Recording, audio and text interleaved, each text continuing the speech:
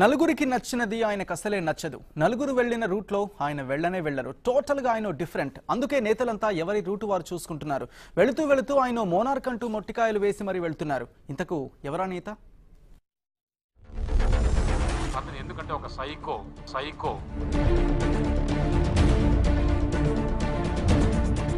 ఆయన నియంతృత్వమే, ఆయన నియంత అని తెలిసిపోయింది.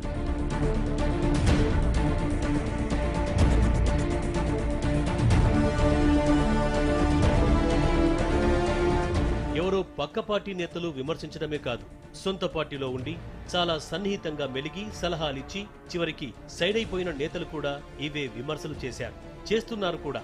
పోతూ పోతూ అధినేతపై బండ వేస్తూ బయటకు పోతున్నారు. ఆయన నియంత. ఇంతకు ఎవరా నేత?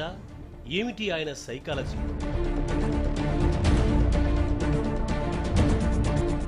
మొండితనానికి కారణాలేమిటి? బయటకు వెళ్లిపోతున్న నేతలు ఎందుకంత ఘాటుగా విమర్శిస్తున్నారు?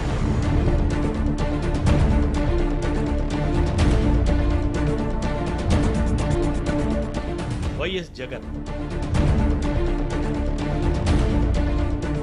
కొత్త పార్టీతో ఆయన ఎంట్రీ ఇవ్వడమే ఓ సంచలనం.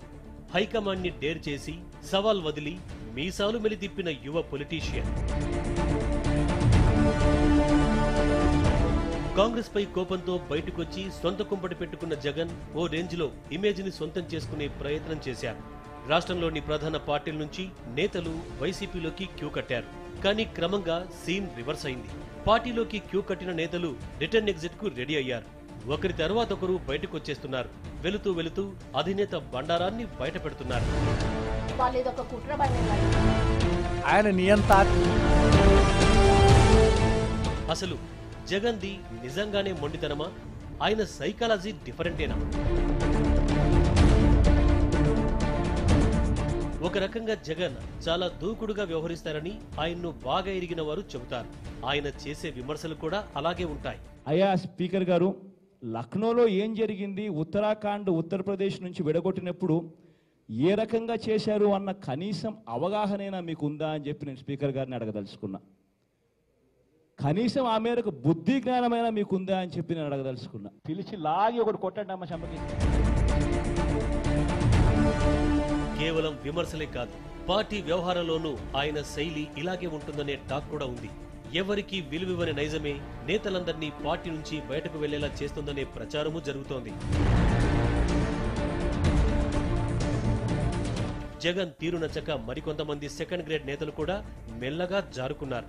మొదట్నుంచి జగన్ వెన్నంటే ఉన్న కొండా సురేఖ కూడా వైసీపీకి గుడ్ బై చెప్పడం పెద్ద సంచలనం. సురేఖ భర్త మురళితో పాటు తెలంగాణ ప్రాంతానికి చెందిన ముఖ్య నేతలందరూ మూటాముల్లే సర్దుకుని రివర్స్ టర్న్ తీసుకున్నారు. అతని కంటే ఎక్కువ ఫాలోవర్స్ ఉంటే జగన్ తట్టుకోలేడని సురేఖ బహిరంగంగానే విమర్శించారు. జగన్మోహన్ రెడ్డి వేదిక మీద ఉన్నప్పుడు కొండా సురేఖ వేదిక ఎక్కితే జగన్మోహన్ రెడ్డి గారి కంటే ఎక్కువ కొండా సురేఖను చూస్తే జిందాబాద్ కొడతారండి వైఎస్ఆర్సీపీలో. దాన్ని బహుశా ఆయన వాళ్ళు జీర్ణించుకోలేకపోయి ఉంటారు. నేను రెండవ స్థాయి నేతగా ఎదుగుతాననేటువంటి ఒక భయం ఉండుంటుంది. అధికారంలోకి వైఎస్ఆర్సీపీ వచ్చినా కూడా మరి నేనేమైనా వాళ్ళకి అడ్డవుతాననేటువంటి ఫీలింగ్ గాని ఉండుంటది. ఇట్లాంటి ఎవరైతే చరిస్మా ఉన్నటువంటి నాయకులు ఉన్నారో అటువంటి వాళ్ళను చరిస్మా తగ్గించే ప్రయత్నం చేసే దాంట్లో వాళ్ళు ఇది ఒక కుట్ర పన్నిందని నేను. వైఎస్ఆర్ పార్టీలో ఉన్న వాళ్ళంతా వైఎస్ఆర్సీలోకి వెళ్ళిపోయినారు. కొండా సురేఖ మా సోదరి, నాకు చెల్లెలు. వాళ్ళ నాయన లక్ష్మయ్య అని ఆ పాప వివర్ సెక్షను, పాపం మంచి చదవరి, మంచి చమత్కారు. ఆ పాప ఒక క్రేజ్. ఆ పాప మాట్లాడుతుంటే ఈలు లేస్తుంటే ఈజ్ అనేబుల్ టు టాలరేట్. తర్వాత రాజశేఖర్ సినీ యాక్టరు, అదే జీన్ ప్యాంట్ వేసుకొని వస్తుంటే ఆయన కూడా అవమానపరిచి బయటకు పంపించినాడు. జగన్ను ఎవరైనా సార్ అని పిలవాల్సిందేనని ఆ పార్టీ నేతలే చెబుతారు. ఎంత సీనియర్ లీడర్ అయినా సార్ అని పిలవకపోతే సీరియస్ అవుతారని లేటెస్ట్ గా పార్టీకి కటిఫ్ చెప్పిన మాజీ మంత్రి మారెప్ప బయట పెట్టారు. ఈ విషయంలో దగ్గర బంధువులకు మినహాయింపులు ఉండవట. వాళ్ళ కుటుంబ సభ్యులనే కూడా ఆయన గౌరవించడం లేదు. ఆయన సార్ అంటేనే ఆయన స్టోరీ వింటాడు. సార్ అనకపోతే బయటకు అతను ఇంటర్వ్యూ ఇచ్చేది లేదు, చూసేది లేదు. ఎంపీగా వరప్రసాద్ అని ఒక వ్యక్తి ఎంపీగా విజయవాడలో అడిగితే 60 కోట్లు అడిగితే భయపడి వైఎస్ అనిల్ రెడ్డి ఫోన్ చేసినా పలకలేదంట. కుటుంబ సమేతంగా విదేశాలకు వెళ్ళిపోయినాడు. పబ్బం మారిని 3-4 సంవత్సరాల కంటికి రెప్పలా పెద్ద మనిషి కాపాడినాడు, ఆత్మహత్యను ఉపయోగించుకున్నాడు. తర్వాత వాళ్ళ చిన్నాయన మరి పార్టీని నడిపించాడు. ఆ పార్టీని అంత స్టేజ్ చేసినటువంటి YV Subba Reddy MB highly qualified, సొంతం చిన్నాయన కూడా నువ్వు కార్పొరేట్ కూడా తరం కాదు, కార్పొరేట్ సీట్ కూడా ఇవ్వను అన్నాడు. సలహాల్ని పాజిటివ్ గా తీసుకునే నైజం జగన్ కు లేదనేది కొంతమంది వాదన. అనుభవంతో ఏదైనా చెప్పాలని ప్రయత్నిస్తే జగన్ చాలా అగ్రెసివ్ గా మాట్లాడతారని కొంతమంది నేతలు వ్యాఖ్యానిస్తున్నారు. అన్ని తనకే తెలుసన్న ఫీలింగ్ లో జగన్ ఉంటారని సదరు నేతలు చెబుతున్నారు. ఆ సందర్భాల్లో మనస్సాక్షి దేవుడున్నాడు అని చెప్తుంటావు. నిజంగా నీ మనస్సాక్షి దేవుడున్నాడని నమ్మితే, నువ్వు చెప్పింది నిజమైతే, నీ భాషలో నేను చెప్పలేను.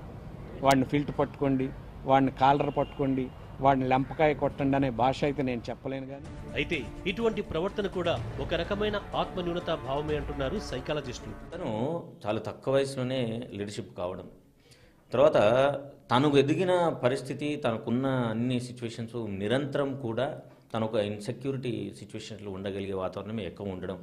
అందుకోసమని ఏ పక్క వాళ్ళు ఎంత దగ్గర వాళ్ళు చెప్పినా సరే ఇది నా ఫాల్కు కారణమవుతుందేమో, ఇది నన్ను తోసేయడానికి కారణం జరుగుతుందేమో, ఏ కుట్ర ఎక్కడి నుంచి వచ్చి నా పొజిషన్ డిస్టర్బ్ చేస్తారని ఒక భయం ప్రతి క్షణం వాళ్ళని వెంటాడేందుకు ఎక్కువ అవకాశం. ప్రస్తుతానికి పార్టీలో ఉన్నవారి పరిస్థితి కూడా కన్ఫ్యూజనే. అంబటి, జోగి రమేష్, పిల్లి సుభాష్ చంద్రబోస్, ప్రసాద్ రాజుల వంటి నేతలకు టికెట్లపై ఇప్పటికే ఓ క్లారిటీ లేదు. మాజీ మంత్రి జక్కంపూడి రామ్మోహన్ సతీమణికి ఆశించిన స్థానం లభించలేదు. మాజీ మంత్రి కొణతాల రామకృష్ణది అదే పరిస్థితి. జగన్ కు మద్దతు పలికిన ఎంపీ అనంత వెంకట్రామరెడ్డి, పాణ్యం ఎమ్మెల్యే రాంభూపాల్ రెడ్డిలు బ్యాక్ స్టెప్ తీసుకున్నారు. తమ్మినేని సీతారాం సైతం సైలెంట్ అయ్యారు. ఇక ధర్మాన ప్రసాదరావు ఎటూ తేల్చుకోలేకపోతున్నారు. అధినేత తీరు పార్టీలోని నేతల్ని మరింత గందరగోళానికి గురి చేస్తోంది. అతను ఎందుకంటే ఒక సైకో, ఆయన నియంత. వాళ్ళు ఇదొక కుట్ర పడినారు. కనీసం ఆ మేరకు బుద్ధి జ్ఞానమైనా మీకుందా అని చెప్పి నేను అడగదలుచుకున్నాను. పిలిచి లాగి ఒకటి కొట్టండి అన్న సంగతి